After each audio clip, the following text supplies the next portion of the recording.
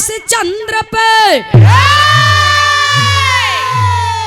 तो डोम घर में पानी भराई गरीबी आई गरीबी थी जब राजा नल पे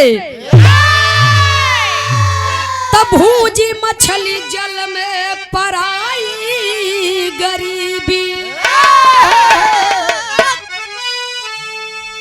आई गरीबी गजब की जहां में तो दर दर के ठोकर खिलाई गरीबी आई गरीबी दुखी राम ऊपर तूफानी कहे हरदम रुलाई गरीबी।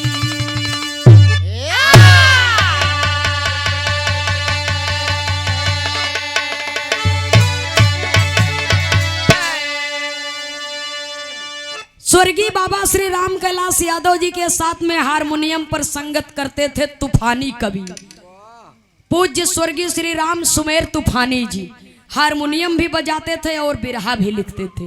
उन्हीं की लिखी गीत ये है। सुनने वाले श्रोता सज्जनों, अभय राज भैया जी जब कंपनी खत्म हो जाते हाँ, तो अब रहे न रहे उनके सबके आत्मा से क्यों पूछे। ये सच्चाई है। नहीं तूफानी खत्म हो गया। हाँ, विद्या मास्टर तूफानी दोनों लोग खत्म हो गए। हाँ, भागीरथी दादा हैं। तो बिरहा में कवि को एक लाइन गजल का भाव देना पड़ा। गजल का लाइन में तुम तो ठहरे परदेसी साथ क्या निभाओगे, लेकिन समय को देखते हुए गजल से बढ़िया भाव हमरे बिरहवा में। कैसे मास्टर साहब?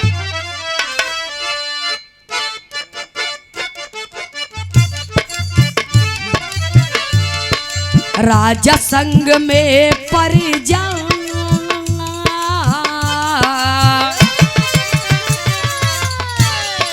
राजा संग में पर जा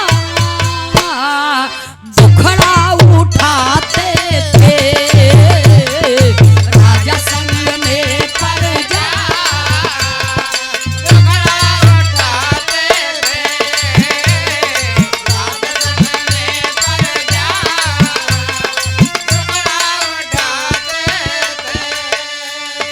राजा संग में पर जा दुखड़ा उठाते थे।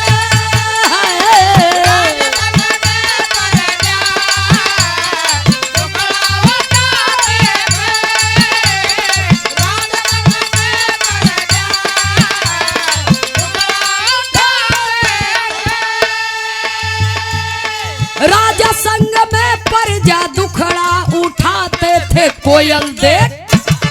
कोयल देख के कागा बोलियां सुनाते थे।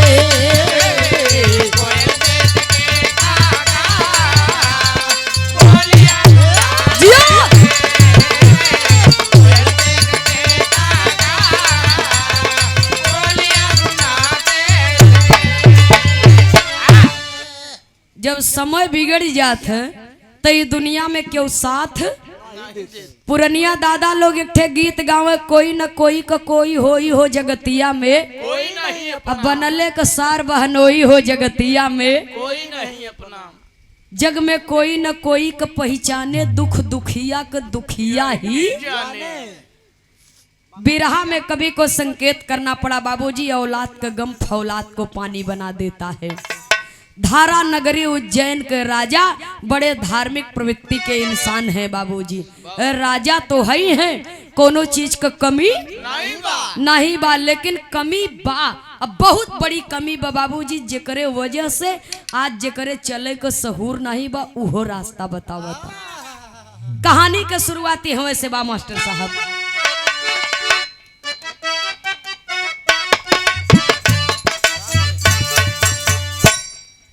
हकीकत दर्द भरी कहानी मैं सुनाती हूँ, खास उज्जैन की एक बात मैं बताती हूँ।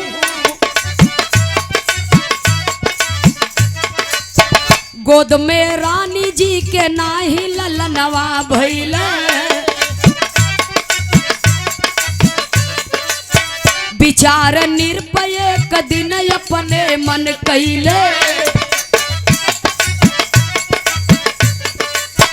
चार ज्योतिषी को निरपजी बुलाए हैं, अपने हृदय की सारी बात वो बताए हैं।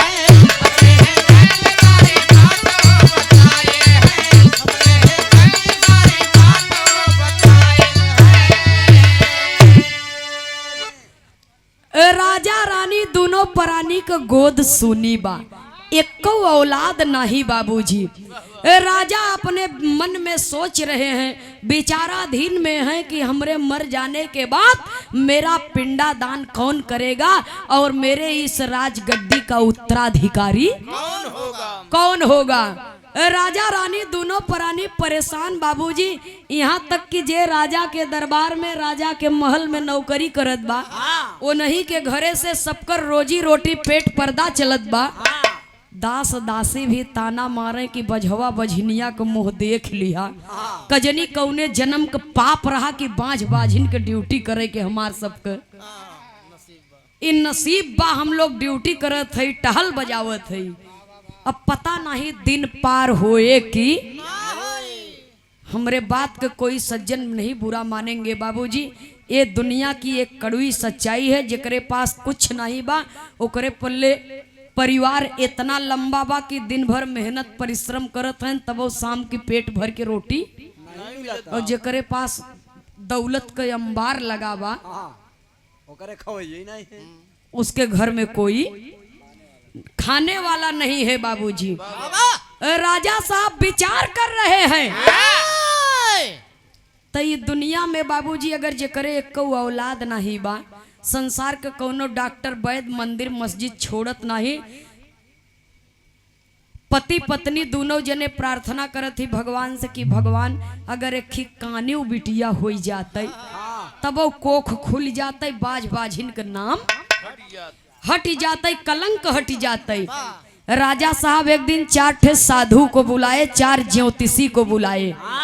चारों महाकृमी विद्वान बाबूजी जब पहुंचे दरवाजे पर तो राजा साहब उनकी सेवा सत्कार में लग गए, उच्च आसन दे करके बिठाए, चरण धोई के चरणामृत ग्रहण किए और पूरे मन से सेवा किए। राजा के सेवा से चारों ज्योतिषी प्रसन्न हो गए, और जब प्रसन्न हो गया कहा मांग लो जो मांगना चाहते हो। राजा साहब कहे महाराज आप तो स्वयं विद्वान हैं, हमरे दिल का दर्द आप जान रहे हैं। तब चारों ज्योतिषी राजा से कहत का हुए, बिरहा में भाव है बाबूजी। चारों ज्योतिषी कहत का है, ये छैला भैया का फरमाइश बा राजा हो तो है, हे भैया 5 मिनट रुकई है, बिरहवा आखिरी हो तो सुनाई दे। बिरहा में कवि को संकेत करना पड़ा, अभी कहानी किसी और मोड़ पर है, कहना है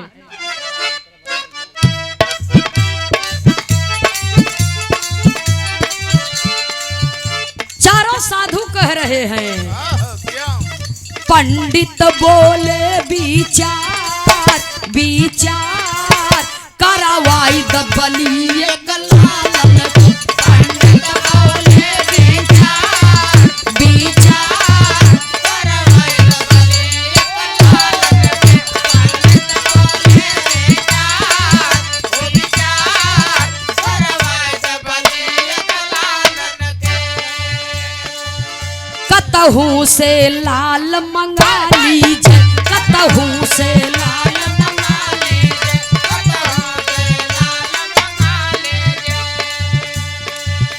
अपने कर बलि चढ़ा दीजिए, अपने कर बलि चढ़ा दीजिए, अपने कर बलि चढ़ा दीजिए, हे तब होई है राजकुमार कुमार हो कुमार करवाई द बलि एक लालन के।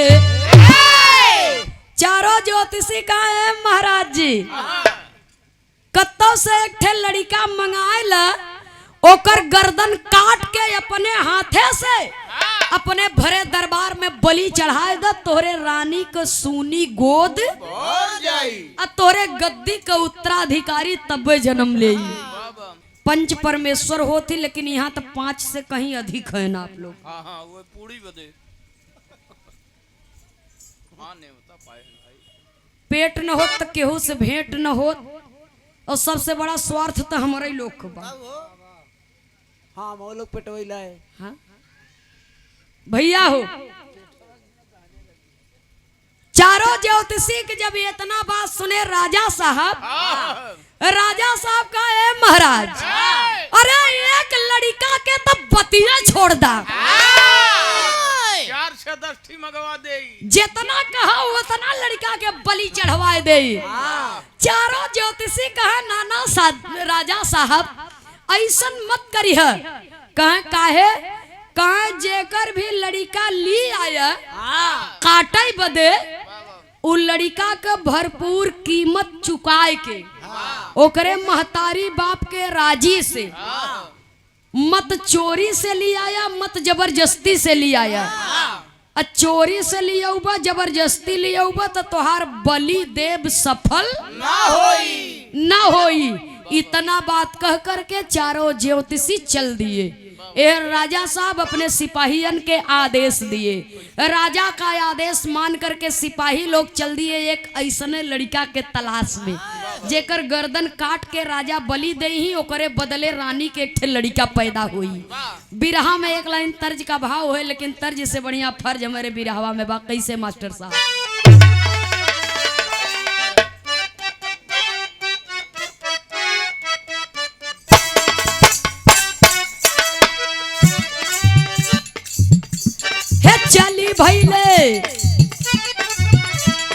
चली भैले राजा के धावनवा खो जैला लनाए भाई चली भैले राजा के धावनवा खो जैला लनाए भाई चली भैले राजा के धावनवा खो जैला लनाए चली भैले राजा के धावनवा खो जैला लनाए भाई। खोजत खोजत दुखी राम घर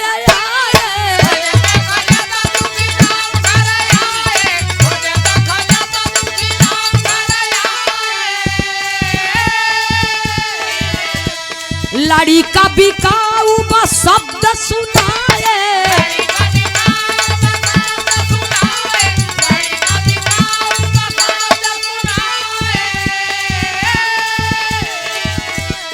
दुखी राम सोचे अपने मनावा खो जैला लनाए भैया दुखी राम सोचे अपने मनावा खो जैला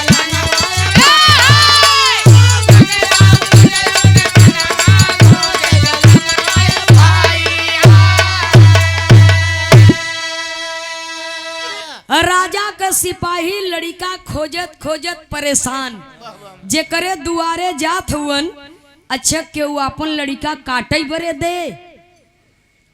राजा के सिपाही जेकरे जेकरे दुआरे जात हुवन बाबूजी जे जौन चीज पावत बा लाठी डंडा हाँ लाठी डंडा जूता चप्पल ऊपरी कंडी ढेला अद्धा ईटा जौन पावता कि पागल हो गए हो। अरे राजा का सिपाही होब तो होब अगर इतने ज्यादा शौक बता अपन लड़का दे दा जाके मूड़ी कटवा दा हमार लड़का आई हुआ काटे बदे मांगे। राजा के सिपाही परेशान हो गए। लड़का खोजत खोजत एकदम परेशान अपने मन में सोच लिए कि अगर खाली हाथ लौट के चलब तो राजा साहब के यहाँ भारी सजा हमें मिली। ऐसे अच्छा राजा साहब का ख्वाहिश पूरा करे के लिए कितना भी परिश्रम करे के पड़े लेकिन खाली हाथ वापस न चलो। उज्जैन नगर के अंतिम छोर पर एक मजदूर का परिवार है। एक परिवार के 3 सदस्य, परिवार के सबसे बड़े मुखिया का नाम है दुखी राम। दोनों प्राणी दिन भर हाड़ तोड़ परिश्रम करें, लेकिन तब वो शाम की टाइम में पेट भर के भोजन का व्यवस्था और कबो कबो तो ऐसा समय आ जाए बाबूजी कि लड़िकन के खियाई दे, दोनों जने पानी पी के सोई जाए। 2 प्राणी अपना 3 ठी बेटवा मेहनत परिश्रम कर रहे हैं बाबूजी, गरीबी से जूझ रहे हैं, गरीबी से जूझ रहे हैं, कैसो न कैसो अपन दिन काटत हुए। और जब दुखी राम ई बात के सुने कि राजा का सिपाही आए हैं बच्चे खरीदने के लिए, तो जाए के अपने दुल्हन से कहत हैं कि ये मलकिन तोहसे बहुत जरूरी बात बतियावे के बाद तनी घर के भीतर चला। सुनने वाले श्रोता सज्जनों, बिरहा बहुत छोटा सा है लेकिन कहानी बहुत मार्मिक है। कहीं घरवा के भीतर चला तो से बहुत जरूरी बात बतियावे के बाद। तो मलकिन दुआरी पर कुछ काम करत हैं, जब घर के भीतर जाते हैं तो कहे देखा ज्यादा हल्ला गुल्ला करे का जरूरत ना हो, हमार तोहार गरीबी दूर हो जाई, भगवान एक अवसर दिए हैं। कहे कौन अवसर? कहे राजा का सिपाही आई हैं, अलाउंस कर रहे हैं पूरे नगर में कि जे आपन लड़का बेचे ओकर भरपूर कीमत ओके मिली। तो एक ठे काम करा, हमरे पल्ले 3 लड़का हैं। हाँ, सारे गुल्ली डंडा खेलत रहती। अपने पास 3 बच्चे हैं और तिल तिल करके भूख प्यास से मारना रोज रोज के मृत्यु से अच्छा है कि एक ही बार में मृत्यु हो जाए वो मंजूर बा, लेकिन तड़पे के न होई, छटपटाए के न होई। तो एक काम करा, अपने 3 लड़का में से एक लड़का राजा के सिपाहियन के हाथ में बेच दिया जाए और कुछ धन दौलत मिल जाए, हमार तोहार गरीबी दूर हो जाए। जब दोनों प्राणी ही बतियावत हैं तो संजोग का बात देखत 3 लड़कवा वहीं अंगनैये में खेलत है। माई बाबू को बात जब लड़कन के कान में गई तो दीवार के पास में कान लगा करके माई बाप का बात 3 भाई सुनने लगे। और तब तक दुखी राम का दुल्हन कहा कि ए स्वामी जी, जौन वो सबसे छोटका लड़कवा बा वो हमरे आँख का तारा बा, कोनो भी कीमत पर हम ओके ना बेचा। छोटका लड़का खुशी से झूम उठा कि हमार माई हमके न बेची हैं। बच गए 2 लड़का। तब तक दुखी राम बोल पड़े कि सुना मलकिन, अगर तू छोटका लड़का के न बेचबू तो जवन सबसे बड़का बा वो धीरे धीरे सयान हो चला बा, कुछ दिन के बाद 4 पैसा कमाए लायक हो जाई तो हमार तोहार मदद करी। तो हम सबसे बड़का लड़का के न बेचब। बच गए मझिला लड़का। और तब तक माई बाबू बोल पड़े, कहे सुना बड़के के तू न बेचबा, छोटके के हम न बेचब। तो एक काम करा, वह मझिला लड़का के बेच दिया जाए और राजा के सिपाहियन से मुंह मांगी दौलत ले लिया जाए। अब तक मझिला लड़का के काटत खून नहीं बाबूजी कि हमार माई बाबू हमके बेचे चाहत हुवन। एक बेरी बड़का भैया के तरफ देखत बा, एक बेरी छोटका भैया के तरफ। मझिला लड़का बेगाना बन के रोवत बा भैया के मुंह देख के। और तब तक मतारी बाप घर से बाहर निकल करके आए, राजा के सिपाहियन के बुलाए के आई अपने मझिलका लड़का का हाथ राजा के सिपाहियों के हाथ में पकड़ा दिए और मुंह मांगी दौलत ले लिए। जब राजा के सिपाही वो मझिला लड़का का हाथ पकड़ के ले करके चलने लगे, तब लड़का का कलेजा फाटे लगल, कलेजा मुंह के आवे लगल और राजा के सिपाहियों के हाथ से अपना हाथ छुड़ा लिया और धधाए के जाए के माई के गोड़ पर गिर के माई के आंचल पकड़ के झूल गई। माई के अचरवा पकड़ के लड़कवा रोई और रोई रोई के कहे का मास्टर साहब। बिरहा में एक लाइन तर्ज का भाव है, कहना है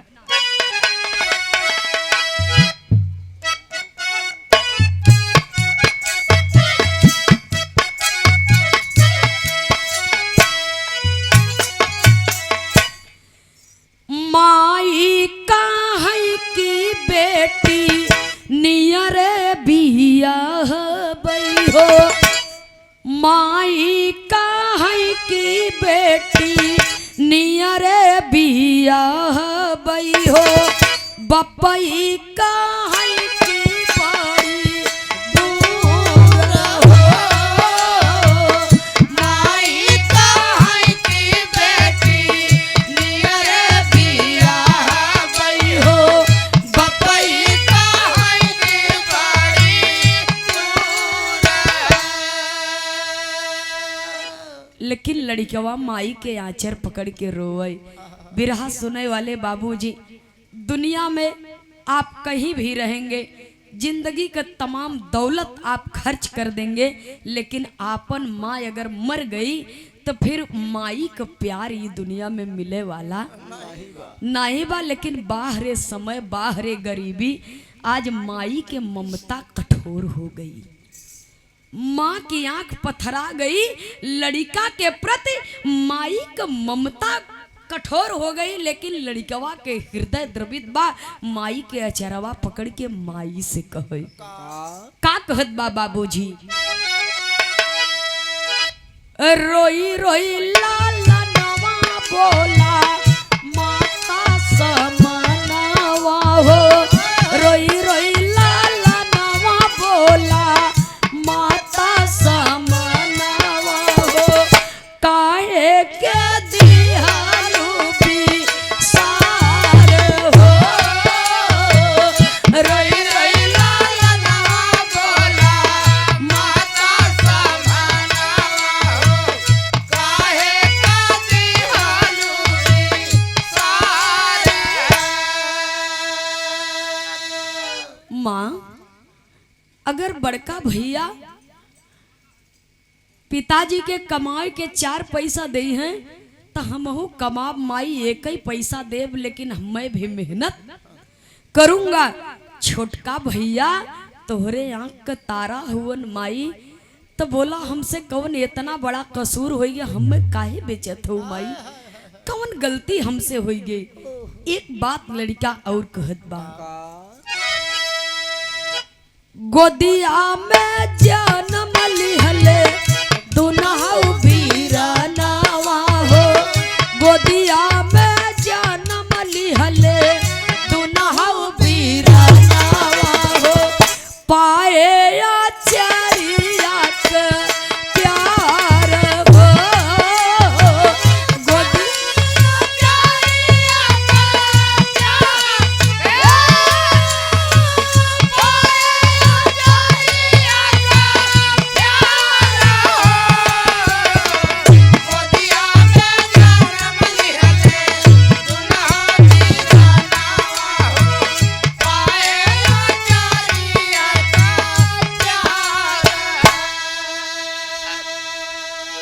माँ जौने गोदी में बड़का भैया का लालन पालन हुआ, जौने गोदी में जौने आंचल के छत्र छाया तले छोटका भैया का लालन पालन हुआ, उहे गोद के छत्र छाया में मेरा भी लालन पालन हुआ है। माँ मुझसे ऐसी कौन सी भूल हो गई, इतनी बड़ी सजा मुझे दी जा रही है।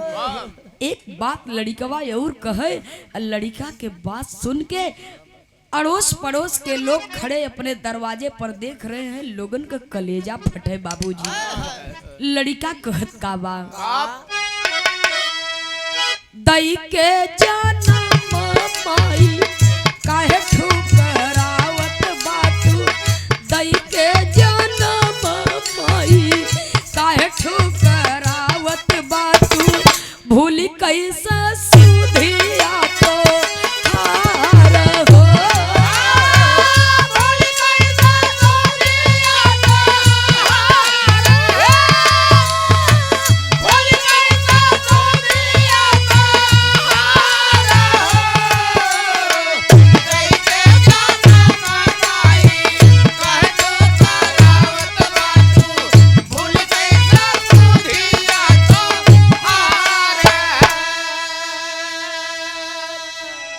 जिकर मतारी बाप ये दुनिया में नहीं हुवन बाबूजी, ओकरे हृदय से पूछा।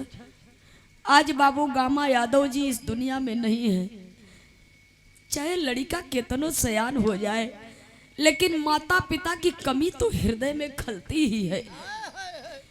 लड़कवा दौड़ के बाबूजी के पास में जाए के बाबूजी का चरण पकड़ के कहत बा कि अगर बड़का भैया कमाए के दई है तो हम वो कमाए के दे, बाबू हमके मत बेचा। पिताजी भी नहीं बोलते हैं और बड़का भैया के गले से लग करके फपक फपक करके रोता है, लेकिन माता पिता के फैसले के आगे दोनों भाई भी चुप है। बाबूजी छोटका भैया के दौड़ के अपने कोरा में उठाए के भैया के मुहवा चूम के कहत बा कि अरे भैया माई से कह दे कि हमके मत बेचे, तू तो माई का प्यारा हुआ, माई के दुलारा हुआ, माई तोहार बात माने ली भैया, हमके कह दे कि मत बेचे। लेकिन भाई के जुदाई भाई के कलेजा चीर देती है बाबूजी। लेकिन बाहरे गरीबी जवन न चाहे तवन करावे। आज एक माँ अपने कलेजे के टुकड़े को अपने से अलग कर देती है, एक पिता अपने परिश्रम से अपने बच्चों को पाल पोस करके जीवन दान देता है बाबूजी। लेकिन आज माता पिता की ममता कठोर हो गई है। इसीलिए कहा जाता है समय रोआवेली समय हंसावेली, समय का बात चाहे जवन करावेली। बाहरे गरीबी आज एक माता पिता से, एक भाई से उसके भाई को जुदा कर दिया। भाई का दर्द केवल भाई ही जान सकता है। इस समाज में जितने भी लोग बैठ करके बिरहा सुन रहे हैं बाबूजी, कोई ऐसा व्यक्ति नहीं होगा जिन्होंने कभी किसी अपने को खोया न हो बाबूजी। और अपने के खोने का दर्द क्या होता है ये उसी से पूछिए जिन्होंने अपने बेटे को, अपने भाई को, अपने माता पिता को, अपनी पत्नी को, अपने पति को, अपने लोगों की लाश को बाबूजी कंधे पर लाद करके शमशान घाट की ओर ले जाते हैं। उनके हृदय से कोई पूछे उनके दुख का कोई वारा पार इस जमाने में। अगर एक माई का लड़का परदेश जाए लगा था तब माई का करेजा फटे लगे थे कि आज पेट न होत तो कोई से भेंट न होत। माई जानत बा कि हमार बचवा जात बा, साल भर के बाद 6 महीना के बाद लौट के आई, लेकिन तब्बा माई से अपने लाल का जुदाई बर्दाश्त नहीं होत।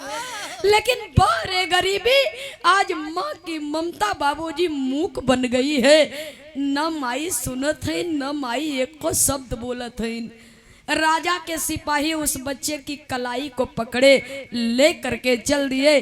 तब लड़कवा हाथ जोड़ के राजा के सिपाही से कहत बा कि ए भैया हमार कौन गलती बा, हमें आप क्यों ले जा रहे हैं मेरे माता पिता से जुदा करके।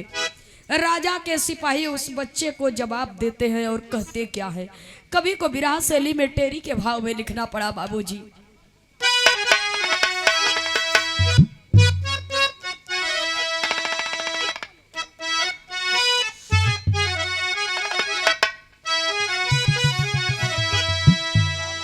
लड़कवा से राजा को सिपाही लोग जवाब देते हुए न कहत का है। अरे मोरे राम, अरे कर्म की रेखा मेटे न मिटे, ईश्वर लेता है एक दिन सबही से ईश्वर लेता है एक दिन सबही से लेखा। रे कर्म की रेखा मेटे ना मिटे, मेटे न मिटे, चाहे पुण्य का कर्म हो या पाप का कर्म हो बाबूजी, जौन हमारे किस्मत में बात तवन तो हमें मिल के रही। ये तो परमात्मा ही जाने कब किससे कहाँ जुदा करेगा, किससे कब कहाँ मिलाएगा। माता पिता जन्म का साथी होती लेकिन कर्म का साथी नहीं होते। समय से पहले भाग्य से ज्यादा किसी को कुछ मिलता नहीं है। बच्चे को लेकर राजा के सिपाही चल दिए कि चिंता मत करा बाबू, वो जो ऊपर बैठा है ना, जो सबका मालिक है, वो सारी बातों को जान रहा है, समझ रहा है। ये उसी की रचाई हुई सृष्टि है और उसी का किया हुआ एक खेल है। जब परमात्मा अपने हाथों में तराजू लेकर के आता है तो सारी अच्छाई और बुराई को एक ही साथ में तौल करके रख देता है। तब कभी लिखते हैं बिरहा में, लई के चली भय धावा नावा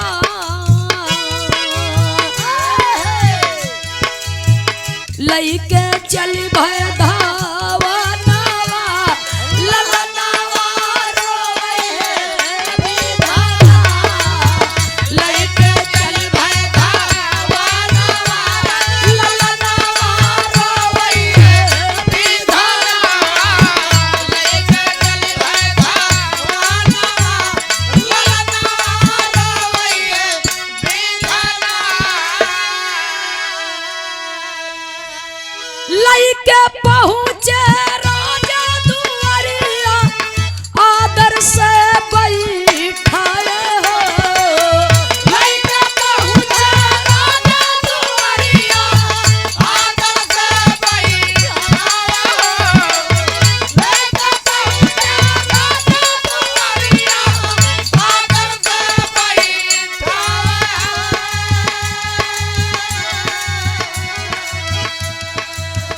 करवाइया सननवा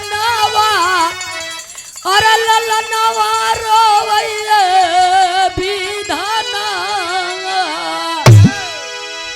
राजा के सिपाही उस बच्चे को लेकर के चल दिए हाथ पकड़ करके घसीटते हुए लेकर के जा रहे हैं बाबूजी राजा के भरे दरबार में पहुंचे गंगा जल से स्नान करवा के नया वस्त्र पहना करके दुनिया के तमाम फल फूल उस बच्चे के सामने रखा गया कई प्रकार का भोजन रखा गया कि बेटा जवन तोहर खाए के मन हुए खाए ला अगर कोई से मिले के मन होए तो वो बताए दा जैसे आप लोग बैठ करके बिरहा सुन रहे हैं बाबूजी ठीक इसी प्रकार से राजा साहब का दरबार जनता से खचाखच भरा है लोग देखने के लिए आए हैं कि लड़का के कैसे गर्दन काट के राजा बलि चढ़े हैं हो इतना धर्मात्मा राजा लेकिन आज राजा के एको औलाद नहीं बा अपने औलाद के खातिर दूसरे के औलाद के गर्दन काट के बलि चढ़े हैं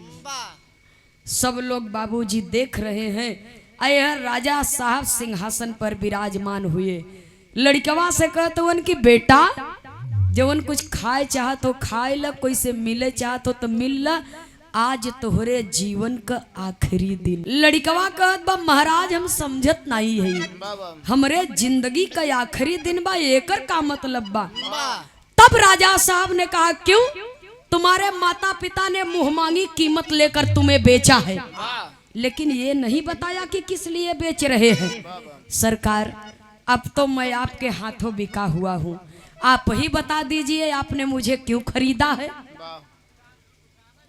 तब राजा साहब कहें तुम्हारी गर्दन काट करके अभी इसी वक्त मैं अपने भरे दरबार में अपने इन्हीं हाथों से तुम्हारी गर्दन काट करके बलि चढ़ाऊंगा तब जा करके हमरे रानी के सोनी गोद भरी हमरे गद्दी के उत्तराधिकारी जन्म ले मेरे राज सिंहासन का वारिस पैदा होगा जब ये तना बात सुना तो लड़कवा तक कोई हो हम हो आप हो कोई भी हो बाबूजी जिंदगी के प्यारी नहीं न जान तो एक ठे चींटी के भी प्यारी होता है उसे भी मौत से डर लगता है जिंदगी उसे भी प्यारी है केहू अगर जान जाई कि हमार मौत इसी कारण बस अभी यहीं पर हो जाएगी तो जीवन का सारा सुकून पल भर में छिन जाएगा बाबूजी तब राजा साहब से हाथ जोड़ के लड़कवा कहत बा कि ये सरकार ना हम कुछ खाबे करब ना केहू से मिलबे करब तब बोल दे बेटा तेरी आखिरी ख्वाहिश क्या है सरकार पुराई देब कह पूरा करूंगा कह तुम्हारी आखिरी इच्छा क्या है लड़कवा कहे पूरा करबा कहे हाँ कहे पूरा करबा कहे पूरा करबा कहे हाँ जिंदगी छोड़ करके कुछ भी मांग ले बोल तेरी आखिरी ख्वाहिश क्या है आखिरी इच्छा क्या है लड़का कहत बा ठीक बा महाराज जी राजा के धरे दरबार में भरे दरबार में मिट्टी के छोट छोट 4 कूरी लगाया मिट्टी का छोट छोट 4 कूरी लगाया बाबूजी और 3 कूरी अपने पांव से मिटा दिया चौथी कूरी साफ सुरक्षित बचा लिया कहे सरकार आखिरी इच्छा हमारी है बाकी आप आवा अपने हाथे से ही चौथी कूरी मिटाव। अगर ई मिट जाई तो यही के ऊपर हमार गर्दन काट के बलि चढ़ा दिया। यही मेरी आखिरी इच्छा है। राजा साहब जब सुने तो वो कुरिया मिटावे बदे चले। आल्हा के लाइन में कवि को लिखना पड़ा। जिया।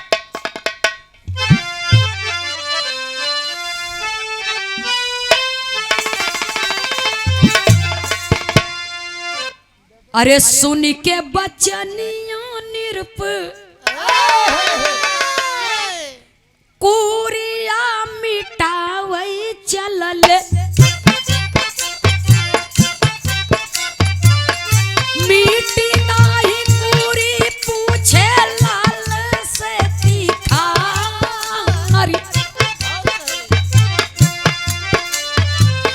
कावने करनवा कुरी मिटल नाही हमसे बचवा। सुनी के बचन लाल बोलाते ही बारी। राजा साहब अपने पूरे शरीर की ताकत लगा दिए, लेकिन वो चौथी कूरी वज्र हुई। चौथी कूरी वज्र हो गई। रच्चो हिलते डोलत नाई बट्टा से मस। नहीं होता। राजा साहब हार मान करके लड़कवा से कहत हुन कि ये बचवा तू तो 3 ठी मिटाई दी है, चौथी कूरी हमसे काहे नहीं मिटत बा। लड़कवा राजा साहब की तरफ देखता है और मीठी मीठी मुस्कान भरता है। राजा साहब से कहत का बा।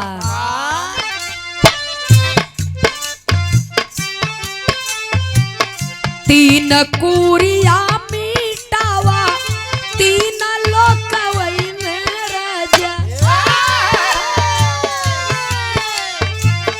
चौथी कूरी करम करे खबरिया।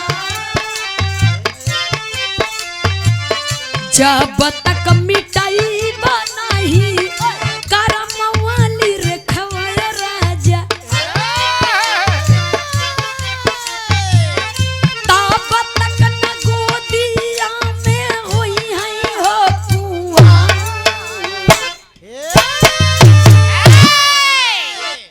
राजा साहब विधि की लेखनी को आप नहीं टाल सकते, किसी के कर्म की रेखा को आप नहीं मोड़ सकते। 3 कूरी तो हम ही मिटाए दिया महाराज, तीनों लोक में चली गए। चौथी कूरी मिटौबा तो कहाँ जाई, कहाँ मतलब कहाँ। ये चौथी कूरी न मिटने का तात्पर्य यह है कि अब ही हमरे भाग्य में मौत नहीं न, तोहरे किस्मत में लड़का नहीं न। राजा साहब थोड़ी देर के लिए शांत होकर सोचते हैं और सोचने के बाद कहत हुन कि लगत बाई हमें बहकावता, हमें बहकावत बाकी जहिया एकर गर्दन हम न काटे। लड़कवा का है महाराज क्या सोच रहे हैं?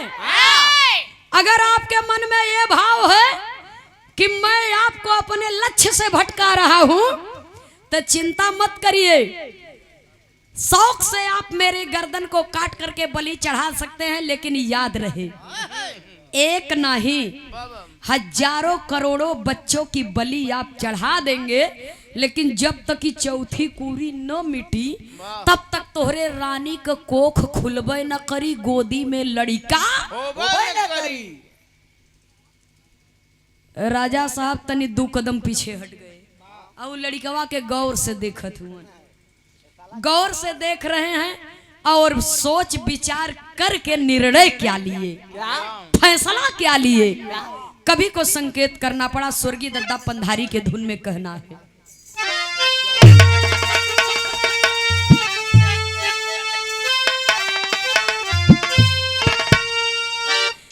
अरे सोचेला राजना ए भैया, सोचेला राजना, ये बाबू सोचेला राजना, पाए लालन से गिया नवा, सोचेला राजना, पाए लालन से गिया नवा, सोचेला राजना, सोचेला राजना, सोचेला राजना, सोचेला राजना, पाए लालन से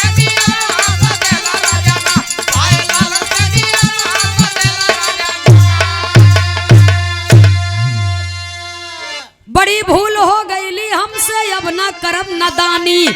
अरे स्वार्थ के बस यह दुनिया में बस अगर हो बेईमानी, जानी तो के हम ललनवा सचेला राजना। राजा साहब को उस छोटे से बच्चे के बात के द्वारा ज्ञान प्राप्त हो गया, मोह का द्वार टूटा बाबूजी। और राजा साहब को जब आत्मज्ञान हुआ, बच्चे के द्वारा राजा साहब को आत्मज्ञान हुआ, तब राजा साहब सोचने लगे कि बच्चे भगवान का रूप होते हैं। अगर गर्दन काटे हमरे रानी के गोद सूनी के सूनी ही रह जाई, तो फिर गर्दन काटे मतलब का निकरे, काहे बाल हत्या का पाप अपने सिर पर लेई, काहे एक निर्दोष का हत्या होए हमरे हाथे। राजा साहब सोच विचार करके निर्णय यही लेते हैं कि इस बच्चे को माता पिता के दुलार प्यार की आवश्यकता है और मुझे मेरे गद्दी के उत्तराधिकारी की जरूरत है, तो हम यही के अपन लड़का न मान ले, अपन लड़का मान ले, पाप करे से भी बच जा और बाल हत्या का आरोप भी हमारे सिर पर न आई, पाप भी न लगी और इसको एक अच्छी परवरिश मिलेगी, आगे चल करके मेरे खानदान का नाम रोशन करेगा। वही दौड़ करके गए बाबूजी उस बच्चे के पास में और गले लगा करके कहते क्या है, गले लगाए राजा सुत के करने लगे दुलार। आए बेटा तू रहा महल में, सब कुछ है तोहार, प्यार से चूमई बेटा नवा सचेला राजना।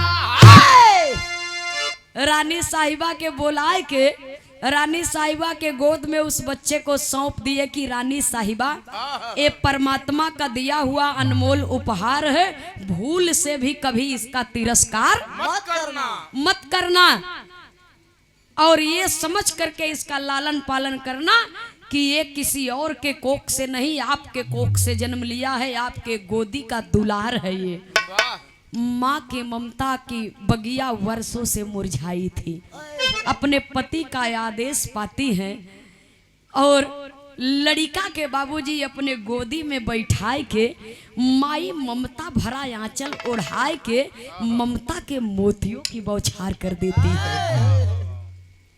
तब राजा साहब वो लड़का से सवाल किए, कहा ना हम राजा न तू प्रजा, मैं आपका पिता आप मेरे पुत्र। तो अब तब बाप बेटवा के बीच में कोनो प्रकार का पर्दा नहीं बा, तो ये रहस्य बताई दा कि चौथी कुरी हमसे काहे नाही मिटी। तीन कुरी तो तू मिटाई दे, चौथकी हमसे काहे नहीं मिटी। ये चौथी कुरी न मिटने का राज बता दीजिए, कारण बता दीजिए। बिरहा अपने अंतिम निष्कर्ष पर है बाबूजी। लड़कवा कहत बाकी पिताश्री, ये चार कुरी कोई साधारण मिट्टी की कुरी नहीं है, ये चार कुरी चार जने के नाम से लगी रही। ये चार कुरी चार जने के नाम से रही, कहे मतलब कहे पहली कुरी मैंने अपने माता पिता के नाम से लगाया था। माता पिता के नाम से कहे, हाँ पहली कुरी अपने माता पिता के नाम से लगाया था और उनके नाम से ही मैंने पहली कुरी श्राद्ध कर दिया, मिटा दिया, पिंडदान दे दिया, जीते जिंदगी पिंडदान दे दिया। क्यों? क्योंकि राजा साहब माई बाबू हमार कहाँ, आज के बाद तू हमरे लिए मर गया, हम तनी से दौलत के लालच में हमें बेच दिए। तो जब माता पिता जीते जिंदगी हमरे सिर पर कफन डाल दिए, मैं उनके लिए मर गया, वो मेरे लिए मर गए, तब बेटवा होवे के फर्ज तो मुझे निभाना था, इसलिए मैंने अपने माता पिता का श्राद्ध कर दिया, पहली कुरी उनके नाम से मिटा दिया। कहें दूसर की, कहें जेकर महतारी बाप ये दुनिया में नहीं रहते न, ओकर नात बात रिश्तेदार गांव देश क्यों न क्यों तो साथ देवे करत है। लेकिन जिस प्रकार से लाश को लोग शमशान घाट की ओर लेकर जाते हैं, तमाश बीन बन करके लोग खड़े तमाशा देखते रहते हैं बिरहा के भाव पर। सुनने वाले श्रोता सज्जनों, लेकिन पिताश्री, लड़कवा कहत बा कि पिताश्री जरा सुनिए मेरी बात को। लोग लाश लेकर के जाते हैं, लोग तमाशा देखते रहते हैं तमाशबीन बन करके। तो हमके जियत जिंदगी जब आपके सिपाही लेकर के आ रहे थे तो हमार अड़ोसी पड़ोसी के लोग हमहू के लाश ही समझ ली है। कोई इस अन्याय के खिलाफ आवाज उठाने वाला नहीं था कि ये भैया जायद लड़का बा, एकरे मतारी बाप का कर्म का सजा लड़का के काहे देत हुआ। माई बाप से जुदा मत करा, लड़का अपने माई बाप के बगैर मर जाई, दुनिया में कैसे रही। कोई आवाज नहीं उठाया, मेरे लिए कोई बोलने के लिए तैयार नहीं हुआ। मुझे सब लोग मरा समझ लिए, लाश समझ लिए। तई दूसरी कुरी मैंने अपने जानने पहचानने वालों के नाम से श्राद्ध कर दिया है। तीसरी कुरी जेकर मतारी बाप नहीं, जेकर नात रिश्तेदार अड़ोसी पड़ोसी के सहायता नहीं करत, उस देश का राजा अपने प्रजा का रक्षक होता है। क्योंकि राजा और प्रजा का रिश्ता पिता और पुत्र की भांति होता है। लेकिन क्षमा करिएगा पिताश्री, आप अपने इन्हीं हाथों से मेरी गर्दन काटने के लिए तैयार थे, तो इस देश का राजा भी मेरे लिए मर चुका था उस समय। तो तीसरी कुरी मैंने इस देश के राजा के नाम से श्राद्ध कर दिया। चौथी कुरी जेकर मतारी बाप नहीं, जेकर नात रिश्तेदार नहीं, जो ने देश का राजा प्रजा का रक्षक नहीं, जिसका जमाने में कोई नहीं, उसका परमात्मा होता है, भगवान होता है। चौथी कुरी मैंने उस भगवान परमपिता परमेश्वर के नाम पर लगा दी थी, और जिनके आशीर्वाद से इस समय आप मेरे पिता हैं, मैं आपका पुत्र हूँ। तो यही बदे वो परमात्मा के नाम की लगाई हुई कुरी है, तो परमात्मा के निशानी को, उसके मर्जी को आप नहीं मिटा सकते हैं। तब पिता और पुत्र ने मिल करके कहा कि हमारे आपके जीवन की कहानी को इतिहास दोहराए।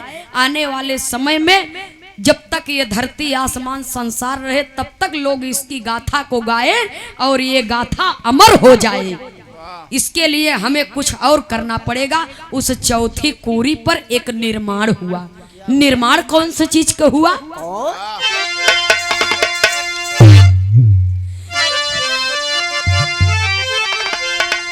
महाकालेश्वर नाथ नाम की मंदिर बनी विशाल। अरे पूजा कराए वही नर नारी, सजा के आरती थाल हाल सब जानेला, जहां नवा सोचेला राजा।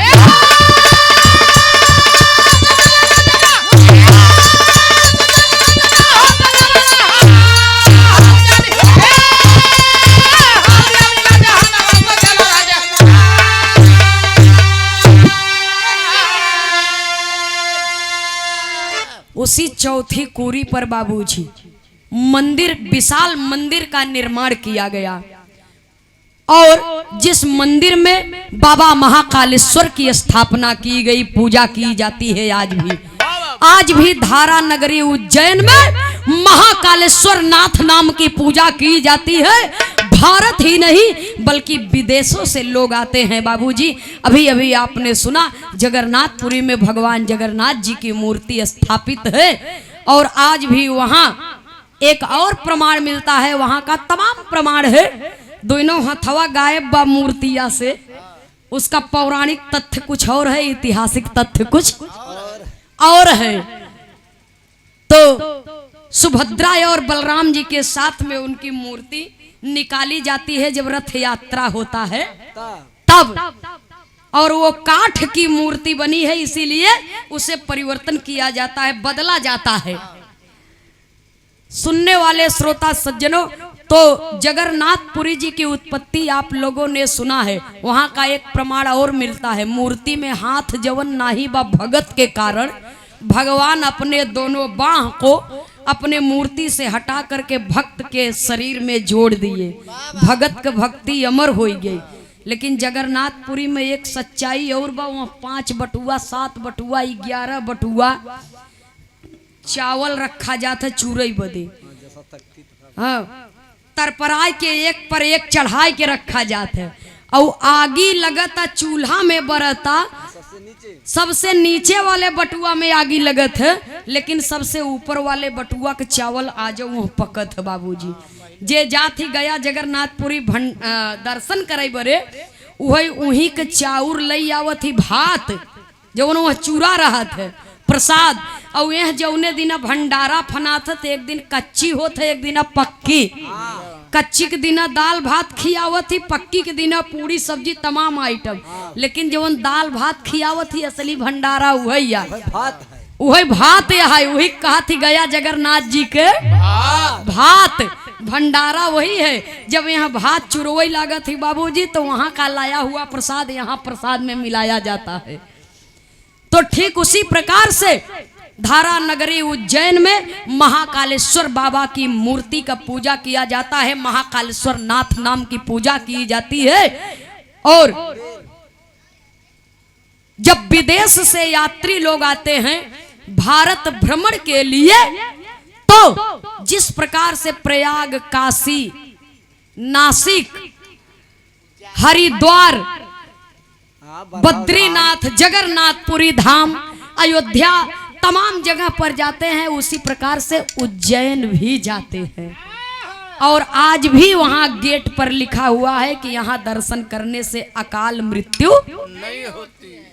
वो इसलिए लिखा गया है कि समय से पहले अगर राजा साहब वो लड़कवा का गर्दन काट देते तो उसकी मृत्यु अकाल मृत्यु बोली जाती। तो आखिरी लाइन में खानदान के साथ में कवि को लिखना पड़ा, खानदान के परिचय के साथ में। इसके बाद भैया जी से आप लोग एक गीत सुनेंगे। गाने बजाने में अगर कोई त्रुटि हुई होगी तो उसके लिए हम हृदय की गहराइयों से क्षमा प्रार्थी हैं। जियत जिंदगी रही तो भेंट दीदार होत रही।